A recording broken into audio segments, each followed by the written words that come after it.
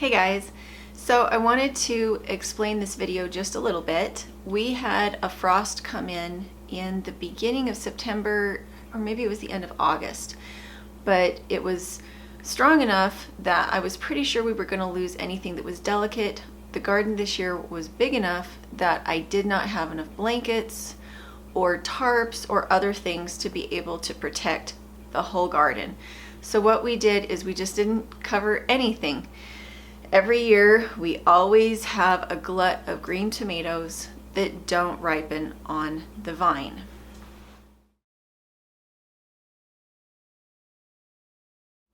So what we have done over the years is find a system that allows us to use green tomatoes.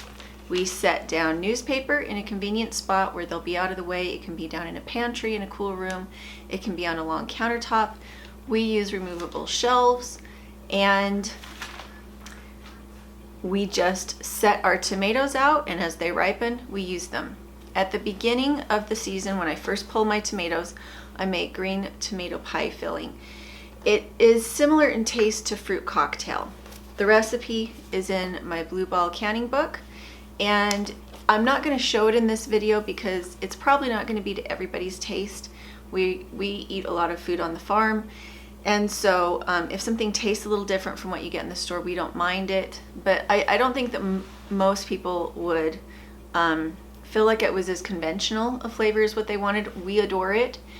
The girls generally eat maybe half a cup with heavy cream on it, and it's just one of those sweet snacks that we have not very often in the winter, and it's kind of comfort food for us. So at the beginning, when we first pick our tomatoes, half of them go into green tomato pie filling. Other experimental things we have done is I have a book that's called Preserving Food Without Sugar or Canning. I really like that book. I don't have it right now, it's out in the cabin. But that one explains to you how to use old-timey methods. One that we've tried is to take ripe tomatoes and smush them in a jar, and then you leave it out in the open with just a cloth over it, and then you smush it again. You smush it down a couple times a day, and it ferments. And then you pour olive oil over the top, and you can put a lid on it in the fridge, and you can use it in your Italian recipes. That's one way.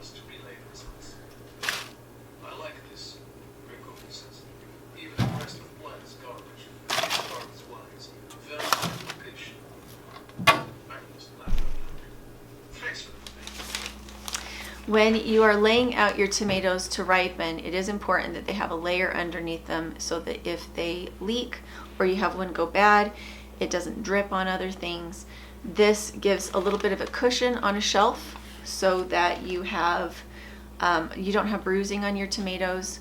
You don't want them stacked on top of each other. You want them single file layered out. And generally it takes anywhere from 2 weeks to maybe 8 weeks for everything to ripen. We're going on about 6 weeks right now, and we're just down to the very last. In fact, I'll show you. These are the last. You can see they're a little orange still. They're not quite ready, but everything else we have already processed. This year, the way that I processed most of our tomatoes was with the dehydrator, and we'll see how we like that. We have canned tomato sauce before, and we enjoyed that, but this year we didn't have any peppers. The chickens got into them, and so I didn't have all the ingredients I would have liked to have had for spaghetti or tomato sauce, and so instead we're just going to keep it very basic, do dehydrated tomatoes, and use them throughout the year.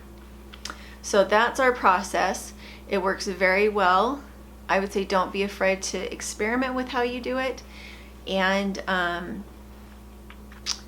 we just, at the end of the season, it's so important not to stress out about things. Preserve what you can, and then just let it go. I do enjoy having a pig this time of year because then anything that isn't perfect can just go to the pig. The chickens and the ducks can eat a certain amount, but they don't eat nearly as much as a pig will. They don't utilize nearly the bulk that a pig will. So that's how we handle things. I do use my wood burning stove as my ripening surface until the weather turns cold. Our weather really turned cold about 2 days ago, so we cleared everything off, and you can see we've got the fan going, and so we had to take the tomatoes off, but they were pretty much finished anyway. The thing I'm behind on right now is I need to get my garlic planted. Still haven't made it outside to do that, so we'll try and get that in another video. And other than that, I do have my favorite dehydrator. It's the American Harvest by Nesco. Every time one burns out, I buy a new one. Usually they last 2 or 3 years at the pace that I use them. I do like to can, but canning is not my favorite method of food preservation. I prefer open air dehydrating. In the summer, you need to use a forced air dehydrator unless you live somewhere that's very arid and very hot, which we live in an arid area, but it's not hot. So in the summer, I do as much open air dehydrating as I can if they're low moisture foods. And then I use my dehydrator in the fall a lot. It actually keeps the house pretty warm. When we have those kind of a little bit cooler nights, the dehydrator actually heats the house, so I don't have to turn on the heater. And then once we get into fall and winter, if I have dehydrating to do, I have a rack above the stove and also in the warming oven that I use as a dehydrator. So it just kind of depends. If you're going to use your wood stove as a dehydrator, you need to put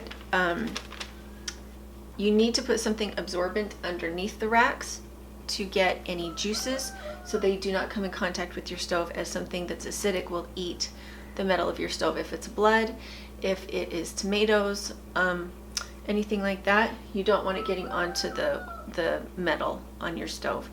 It will eat through it. So we put down several layers of newspaper underneath our racks, and it works really well. We also have a dehydrator, an open air dehydrator that hangs over here, and I'll show you a little image of that. But we hang it here in the winter to dehydrate things, and that works the best because it has trays that will catch any drippings. So if we're going to do jerky, we do it in that stacked dehydrator on this side of the stove. Hopefully this video is helpful. And this time of year, I do feel a little overwhelmed trying to get videos out and get the food preserved and go out and plant the winter garden. There's so much going on, and I have a lot of things that I wish I was preserving that I'm probably not going to get to. So give yourself a little bit of space, do your best, and hopefully you enjoy this video, and we'll talk to you later.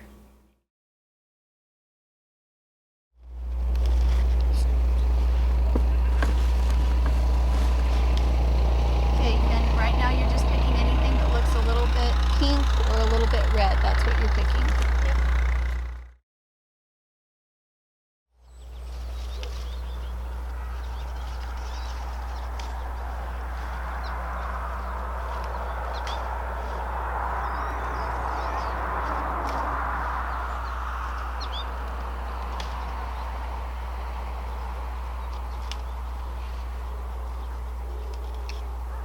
So instead of crying about the fact that my tomatoes are not going to ripen, I just harvest them, use them for something we love, and I'll show you the other things we do to allow ourselves to continue to have ripe tomatoes until February.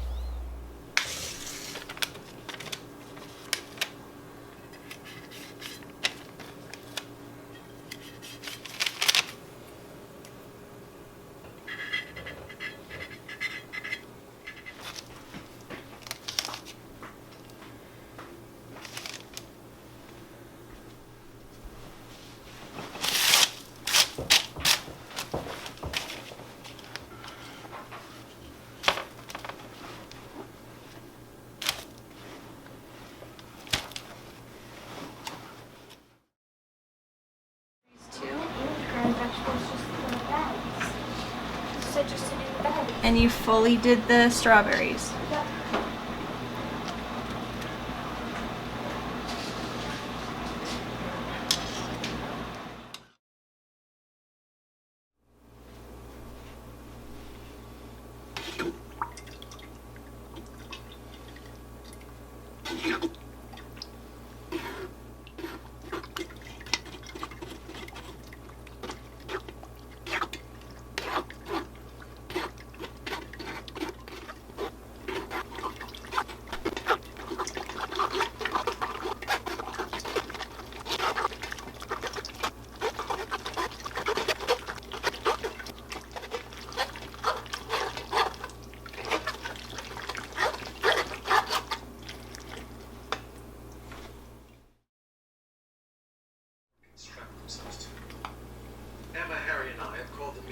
present a plan we think will drastically up our chances of success. It's a risk.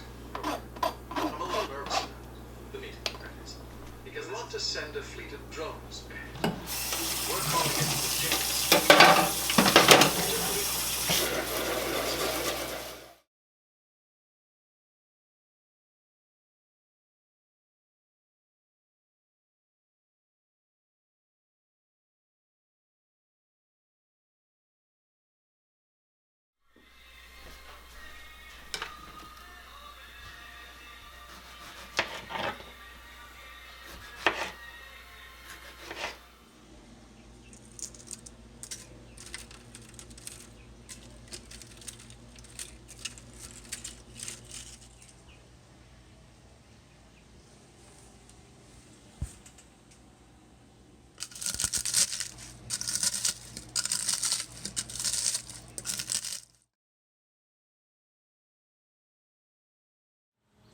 Hey guys, so I wanted to talk this morning about experimenting with your canning. When I say experimenting with your canning, I'm not saying experiment with how you can. You always need to follow the book, follow the instructions, but I am saying you need to be experimenting with your recipes. You need to be experimenting with what kind of food you're canning. Back in the beginning when I was first canning for my family, I had a whole bunch of zucchini, I had a whole bunch of cucumbers, and I tried a ton of different recipes because I was having a hard time with soft pickles. I was having a hard time figuring out how to do any kind of canning with zucchini that would be something that we would actually want to eat. And what I found was that we like the sweet pickles only if they are the red hot kind. They actually taste like cinnamon apples. And we do not like canned zucchini. And then what was the other thing? And we really, really like dilly beans, but we don't like to make our own dill pickles out of cucumbers because they have a tendency to be soft. So by making a ton of different recipes during those first few years, we found out what we really like and what we really don't. So if up to this point your family has really not liked what you've been canning, you just need to get out a recipe book and start experimenting. Do small batches. And if you do small batches, one experiment on each batch. This canner holds 7 quarts, and so 7 quarts is enough to let you see if you really like it. And the nice thing is if you're on a farm and you have chickens, if they don't like it, don't waste your time storing it. Instead of storing nasty food for 5 years before getting rid of it, if your family doesn't like it the first season, dump it out for the chickens. Don't be wasting your jar space on something that you think is nasty.